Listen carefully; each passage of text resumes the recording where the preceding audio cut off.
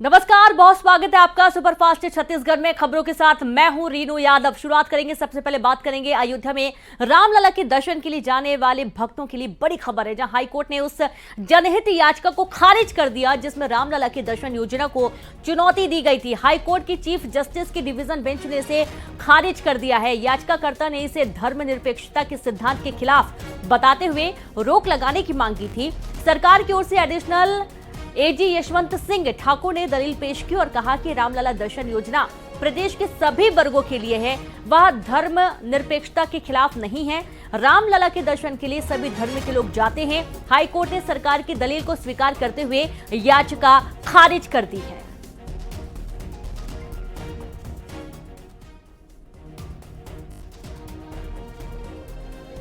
सुनवाई के बाद माननीय उच्च न्यायालय छत्तीसगढ़ ने उस जनहित याचिका को खारिज कर दिया, यह कहते हुए कि जो योजना है वो सभी वर्ग के लिए है, कोई धर्म विशेष के लिए नहीं है। और ये एक सोशल वेलफेयर लेजिस्लेशन है, स्कीम है छत्तीसगढ़ सरकार का, जिसमें प्रदेशवासियों के लिए ये स्कीम लॉन्च की गई है और जिसमें किसी भी एक धर्म के लोगों को विशेष सहूलियत नहीं दी गई है, बल्कि सभी धर्म के लोग इसमें पार्टिसिपेट कर सकते हैं। और संवाददाता उमेश मौर्य जुड़ गए। उमेश, रामलला दर्शन योजना को धर्म निरपेक्षता बताते हुए चुनौती दी गई थी, क्या कुछ कहना रहा इस दौरान कोर्ट का? देखिए, छत्तीसगढ़ सरकार रामलला के दर्शन के लिए यहाँ पर से लोगों को दर्शन कराने के लिए एक ट्रेन चलाई जा रही है और दर्शन कराया जा रहा है, जिसको लेकर एक याचिका यहाँ पर जनहित याचिका लगाई गई थी। ये बताकर चुनौती दी गई थी कि जो ये रामलला के दर्शन है वो धर्म निरपेक्षता के खिलाफ है, लिहाजा इस पर रोक लगनी चाहिए।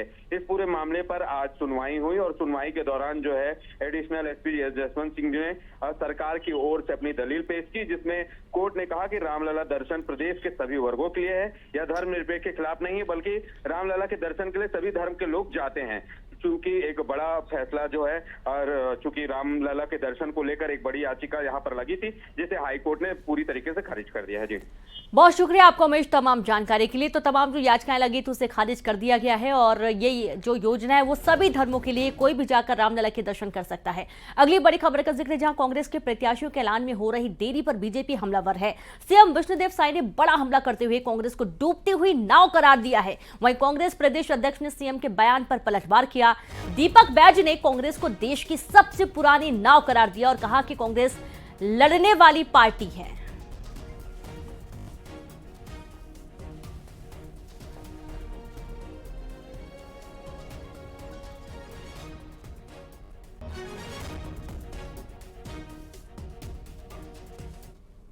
अब कांग्रेस में बिखराव है और डूबती हुई नैया हम हर बार बोलते हैं, छेद हो गया है, पानी भर रहा है तो लोग अपना आशियाना ढूंढ रहे हैं और कांग्रेस छोड़ के जा रहे हैं। कोई खुद के नहीं भाग रहा है। कांग्रेस का कोई नया नाव नहीं है, कांग्रेस का नाव बहुत पुराना नाव है और इस नाव में देश की जनता सवार होने वाली है। अभी 2024 में कौन कूद के भागेगा ये तो वक्त ही बताएगा। हम लोग तो देख लिए हैं, कूद के भागने का काम भारतीय जनता पार्टी ज़्यादा करती है, कांग्रेस नहीं करती है। कांग्रेस डरने वाली पार्टी नहीं है, कांग्रेस लड़ने वाली। वहीं के मंत्री केदार कश्यप ने कांग्रेस पर निशाना साधते हुए कहा कि कांग्रेस को उम्मीदवार नहीं मिल रहे हैं, कांग्रेस डूबती नैया की तरह है, बीजेपी के सामने कोई आना नहीं चाहता। स्वच्छ भारत के तहत छत्तीसगढ़ में कचरा को साफ कर दिया जाएगा। कांग्रेस के नेताओं को बस्तर सहित कई लोकसभा क्षेत्र में प्रत्याशी नहीं मिल रहा है, उनको प्रत्याशी नहीं मिल रहा है, वो ढूंढ रहे हैं। कांग्रेस पार्टी डूबती हुई नैया है। वहीं छत्तीसगढ़ में नेता प्रतिपक्ष चरणदास महंत ने आरोप लगाया कि बीजेपी हमारे नेताओं को डरा धमका रही है। नेताओं को बीजेपी में नहीं आने पर झूठे मामलों में फंसाने की धमकी दी जा रही है। लेटर बम और दूसरे बयान इसी साजिश का हिस्सा है। उन्होंने कहा कि हमारे पूर्व मंत्री जयसिंह अग्रवाल पर बीजेपी लगातार दबाव बना रही है। दीपक बैस जी ने जो कुछ कहा है उससे सहमत हूँ। ये जानबूझ करके हमारे लोगों को बहका रहे हैं, फुसला रहे हैं, डरा रहे हैं, उनके खिलाफ बोलने के लिए प्रेरित कर रहे हैं और ये साजिश के ही तहत हो रहा है। और इसी तरीके से साजिश वो हमारे कई पुराने विधायकों को, पुराने मंत्रियों को भी दे रहे हैं। बार बार फ़ोन आ रहा है, मैं नाम भी लेना चाहता हूँ, जय सिंह जैसे दबंग विधायक, दबंग मंत्री के पास भी उनकी कोशिश जारी है। ये कोशिश नाकाम रहेगी। वहीं छत्तीसगढ़ प्रदेश कांग्रेस अध्यक्ष दीपक बैस ने बीजेपी पर बड़ा आरोप लगाया। दीपक बैस ने लेटर बम को बीजेपी की साजिश बताया। उन्होंने आरोप लगाया कि कांग्रेस नेताओं को डराया धमकाया जा रहा है, जहां पार्टी के विरुद्ध चिट्ठी लिखवाई जा रही है। उन्होंने आरोप लगाया कि डर के कारण कुछ नेता उनकी बात मान भी रहे हैं। ये कहीं ना कहीं भारतीय जनता पार्टी का ये प्री प्लानिंग है। जानबूझकर भारतीय जनता पार्टी इस तरह की हरकतें करवा रही है ताकि, मैंने कहा, उनके पास कोई मुद्दा नहीं है तो कांग्रेस को आपस में लड़वाने का काम, फूट डालो शासन करो का काम, ये भारतीय जनता पार्टी का काम है और जानबूझकर ये इस तरह की हरकत भारतीय जनता पार्टी करवा रही है। डिप्टी सीएम विजय शर्मा ने कांग्रेस पर निशाना साधते हुए नेता प्रतिपक्ष चरणदास महंत और दीपक बैच के बयान पर पलटवार किया। उन्होंने कहा कि क्या यह संभव है कि किसी पर दबाव डाला जा सके? इतने बड़े नेता पर दबाव डाला जा सकता है क्या? साथ ही कांग्रेस की गारंटी पर कहा कि पिछली बार कांग्रेस ने नौजवानों को भत्ता, माताओं और बहनों को 500 रुपए देने की बात कही थी। विधवा माताओं को 1000 प्रत्येक व्यक्ति को घर घर देने की बात कही गई, लेकिन कांग्रेस ने उन्हें कुछ नहीं दिया।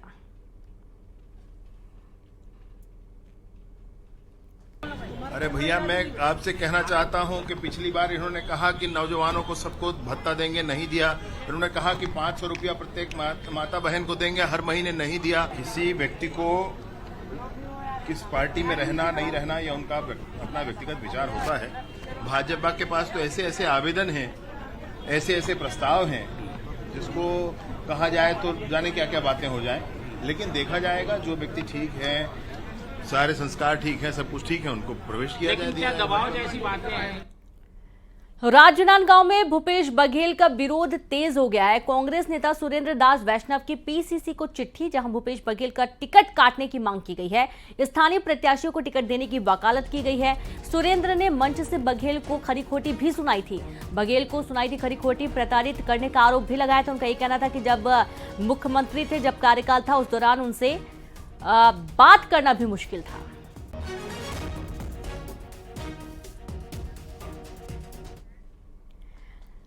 वहीं राजनांदगांव में कांग्रेस नेता सुरेंद्र दास वैष्णव के भूपेश बघेल के खिलाफ मंच से बयानबाजी पर बीजेपी ने निशाना साधा। डिप्टी सीएम विजय शर्मा ने भूपेश बघेल को प्रत्याशी नहीं बनाए जाने के लेटर पर कहा कि मैंने वीडियो देखा है। सुरेंद्र कह रहे हैं कि 5 बरस तक कार्यकर्ताओं को पूछा नहीं गया। कांग्रेस पार्टी के कार्यकर्ता का दर्द है और कांग्रेस नेता के आधार पर चलने वाली पार्टी है, वहीं ये चीज संभव है। उनके कार्यकर्ताओं में दर्द है। सुरेंद्र के बयान से सच्चाई सामने निकल कर आई है।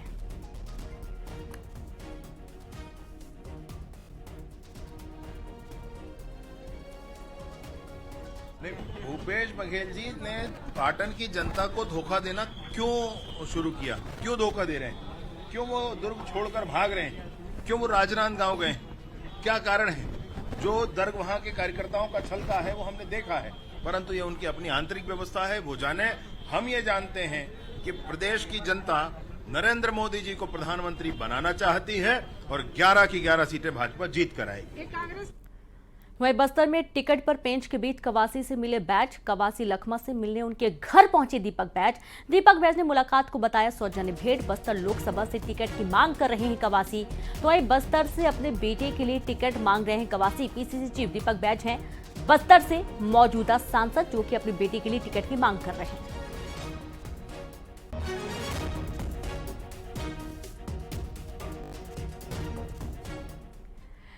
वहीं दंतेवाड़ा में कांग्रेस को एक बार फिर से बड़ा झटका लगा। यहां 370 कांग्रेसी बीजेपी में शामिल हो चुके हैं। सीएम साई की मौजूदगी में इन्होंने बीजेपी ज्वाइन कर लिया है। तो वहीं भिलाई में 100 लोगों ने बीजेपी ज्वाइन किया। बीजेपी उम्मीदवार विजय बघेल ने सभी को पार्टी की सदस्यता दिलाई है। बड़ी खबर आपको दे रहे हैं दंतेवाड़ा से, जहां कांग्रेस को बड़ा झटका लगा। 370 कांग्रेसी बीजेपी में शामिल हो चुके हैं। सीएम साई की मौजूदगी में इन्होंने बीजेपी ज्वाइन किया। तो वहीं भिलाई में 100 लोगों ने बीजेपी ज्वाइन कर लिया है। बीजेपी उम्मीदवार विजय बघेल ने सभी को पार्टी की सदस्यता दिलाई है।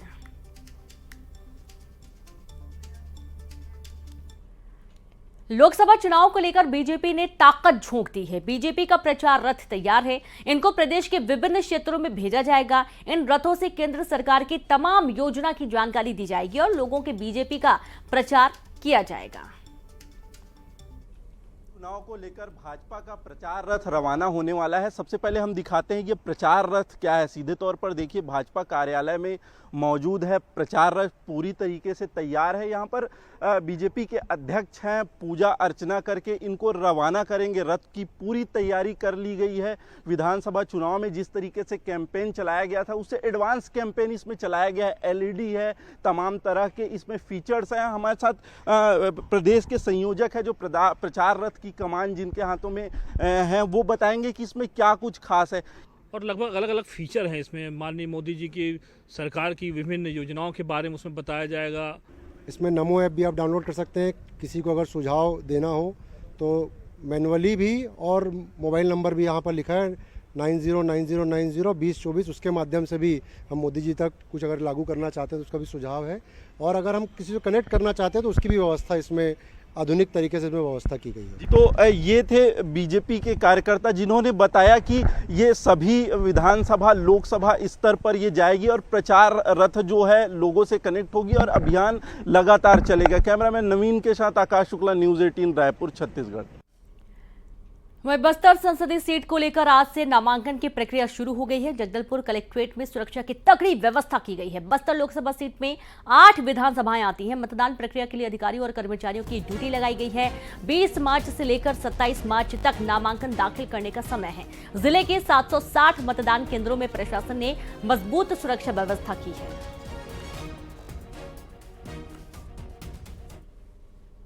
छत्तीसगढ़ के प्रथम चरण में होने वाले चुनाव बस्तर में होना है। 19 अप्रैल का दिन तय किया गया है और आज से लेकर 27 मार्च तक नामांकन की प्रक्रिया शुरू की जाएगी। मेरे पीछे देख सकते हैं, ये बैरिकेड कलेक्टर बस्तर का है, जहां पर पूरी व्यवस्था की गई है और नामांकन आज से शुरू हो जाएगा और धीरे धीरे जो ये नामांकन की प्रक्रिया है वो 27 मार्च तक चलेगी। बस्तर कलेक्टर जो जिला निर्वाचन अधिकारी, उन्होंने कहा कि जिले के 760 जो मतदान केंद्र है उनका जायजा लेने के बाद उनको सुरक्षित किया गया है। सभी अधिकारी कर्मचारी की ड्यूटी लगाई गई है ताकि जो चुनाव का जो प्रक्रिया वो पूरी तरह से संचालन किया जा सके। अब देखना होगा कि जो आज से नामांकन की प्रक्रिया शुरू हुई है, अब तक फिलहाल कोई फॉर्म लेने नहीं आया है और धीरे धीरे फॉर्म लेने की जो प्रक्रिया है वो भी तेज होगी। भाजपा से महेश कश्यप मैदान में है तो कांग्रेस से अब तक प्रत्याशी का नाम तय नहीं हुआ है। ऐसे में जो 27 मार्च तक है, अब देखना होगा कि आने वाले 1-2 दिन में नामांकन की जो प्रक्रिया है उसमें कौन दल आता है और नामांकन फॉर्म लेता है। श्रीनिवास नायडू, न्यूज़ 18 बस्तर। खबर रायपुर से, जहां कोरोना की